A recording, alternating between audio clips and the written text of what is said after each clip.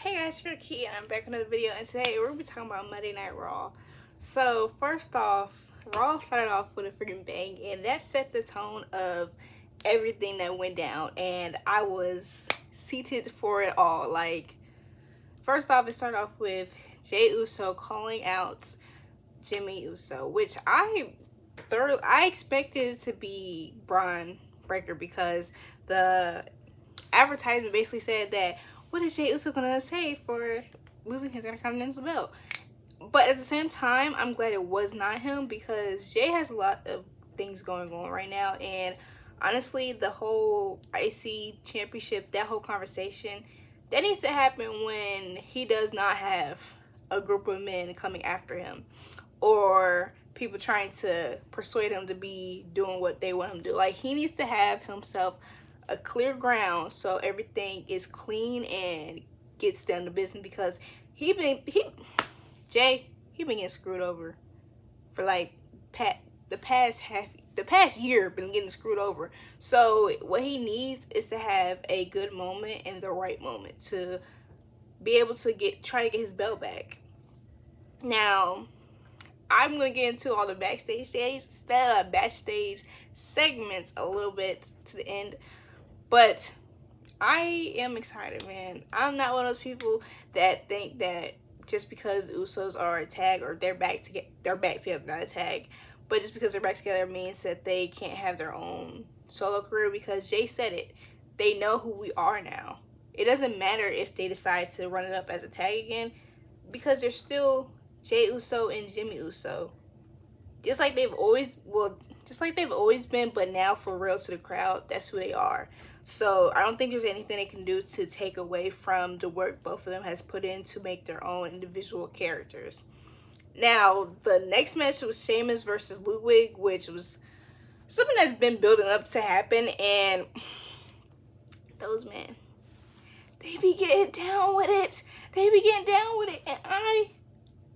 if it was me, I'll be done for. Because the fact that they be chopping it up in that ring, they be chopping each other up. I don't know how they do it. Did y'all see Sheamus is back? Did y'all see Luke? Like, we had to tone it down a lot. Okay, they would have to tone it down a whole lot, but they be going at it, and honestly, Kaiser better get into that gym. He better get into that gym if you want to fight against Randy and Cody this week. Now, Gunther, of course, came in being a jerk, which with his promo about Saudi Arabia, but also the tag match on Friday, and he's always coming for somebody. Like, he said something along the lines of, "Ask Randy how it felt to be choked out." That's some disrespect I wouldn't be able to tolerate. That's some disrespect that I don't know. I had to get that back in blood. I'd have to get that. Like, that's crazy to tell somebody that. Like, no.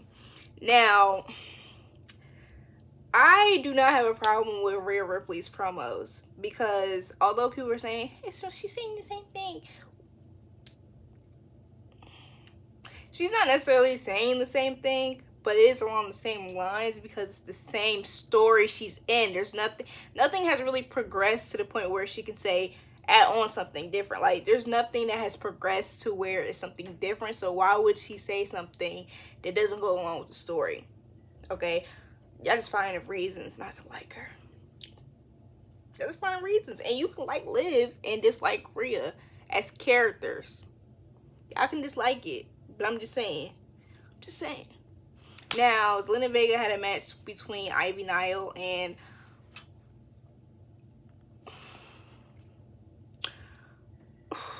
I did expect Zelina Vega to win. I ain't gonna front. I expected her to win just because she was with it last week. I expected her to win, but she lost by cheating, so I guess her credibility isn't too harmed, but I expected her to win, honestly. But my girl Ivy, I ain't mad at that, though. I'm not mad at that, because before she was even in American Made, before Chad made the group, before all that, I told y'all that Ivy, she got that skill, so I ain't even mad at it. I'm not mad at it at all. I think the only thing might be going against her is she just doesn't have that much experience. Maybe her height with it, but you can do whatever for real. AJ was short. AJ is short, so you can do whatever really, and just kind of with the talking. But she's kind of better with that. She's better. She's better with the talking and the promos. Now, The Miz, he tried to pull one on R-Truth, did not work, which I'm glad Truth stuck it up. But then later on, after the show, The Miz got kidnapped by the White Six because Final Testament was not rocking with the fact that Miz trying to get out of it because Cross is finna run through them, trying to run through them, which I don't see that working out for them either. But it's gonna be some good TV, so I ain't even mad about it. I ain't even mad about it. My man Miz, he gonna miss it. Y'all gotta put that man on a milk carton because we don't know where The Miz is. He might be done for. He might be done for, and I can't do that to him. You know? I can't do that to him, bro. I can't do that to him. Now, the qualifying match for the tag team, the triple threat tag team match, that was a great one. Honestly, the War Raiders, they were doing their thing in that ring, and honestly, for them to have a return like that, it's fitting because you don't want them to come back and they keep losing. Then it's just terrible for everybody because we're not having fun. And the tag team division has really been shaping up. I feel as though they've been listening to concerns, everybody having their opinions on the tag team division, because now we have different things going on. The New Day, they still got that situation going on, which Xavier was more the issue. Because I see where Xavier is coming from. I'm not one of those people that can't see different sides, but I see where Xavier is coming from when he says that some things are not our business. And we need to be focused on what we need to be focused on. But at that same time, homeboy be letting his anger, be letting his insecurities get to him. Like, did nobody told you to do that to Ray? You could have did your move on Dragon Lee, then got to Ray. That's what, or Kofi could have got to Ray. Like, it's on him because they could have pulled one out on there. Instead, no, they wanted to help out. And Chad Gable got beef with Ray, and Kofi ended up getting pinned. Like, don't be mad. Xavier Woods cannot be mad at Kofi. Kofi has done his best. He done told him, hey, I'm sorry. I'm sorry for not thinking about what you want. But you, the QB, like, he's been telling him. Now, early on in the show, Seth Rollins and Bronson Reed got into it. Now, mind you, they have a match on Saturday. Yet these men are brawling in a parking lot. They are going at it in the parking lot. Like, for the love of the game, I guess. But at the same time, Seth got a bad back. And he over here playing with this man.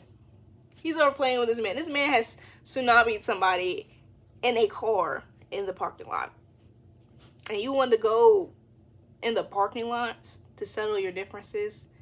That was a setup. I knew Bronson Reed was going to do something. That was a setup, bro. And now, Seth complaining about his back. Now look what she done did. Now when you lose, if you lose, that's on you. That's on you. You know you got an iffy back. You know your back is iffy. You know this man does not care. But you tried it anyway. So whatever Seth gets, if he takes that L, it's going to be on him. It's going to be on him. Now, the last match of the night was Damian versus Dom. And I ain't gonna front. I expected Dom to lose terribly. I did. Which I'm glad they didn't have that just because it was unexpected. But leading up to that, Dom is trying to... I feel as though Dom is questioning where he stands in this Judgment Day because now he understands that not many people have much hope in him. Not many people do. I don't. But Finn Balor especially don't. Finn Balor, number one, Finn Balor was like, I know him. You know, And then Dom was like, oh, you don't trust me? Then he told nobody come out. People came out during the match and helped him out. But Finn, this man did not come out for Dom. Dom was getting thrown around in that ring. But Damian Priest got distracted and called for a roll-up. But he may have won the battle, but he did not win that war for the night. That man, Damian Priest, took a steel chair to his back like his name was Seth Rollins. Like, this man was going down in the town. Down on him. Finn Balor never came out. Finn Balor never came out. And then later on, he pulls JD to the side talking about, I thought we wasn't coming out. We need to focus on, we need to focus on our belts, not Dom. Because there's no faith.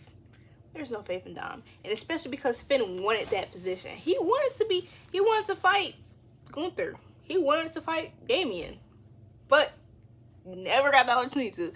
So we're going to see his true colors because he's a snake. Ben saying that. Ben saying he was a snake. But backstage Bloodline segments. But before then, the Bloodline. I ain't mad Roman didn't come. I'm glad he didn't. Because then we would have had that awesome moment of the Usos being back together and basically handling 3 of the Bloodline. Thug line. I'm going to call them Thug line. 3 of the Thug line. Like, we wouldn't have had that. We wouldn't have seen them really get at it back to normal like nothing happened. That's what I love. Like, when they hit that 1D, I'm going to pop, man. Pop. Because I popped. I popped last night. I ain't gonna front.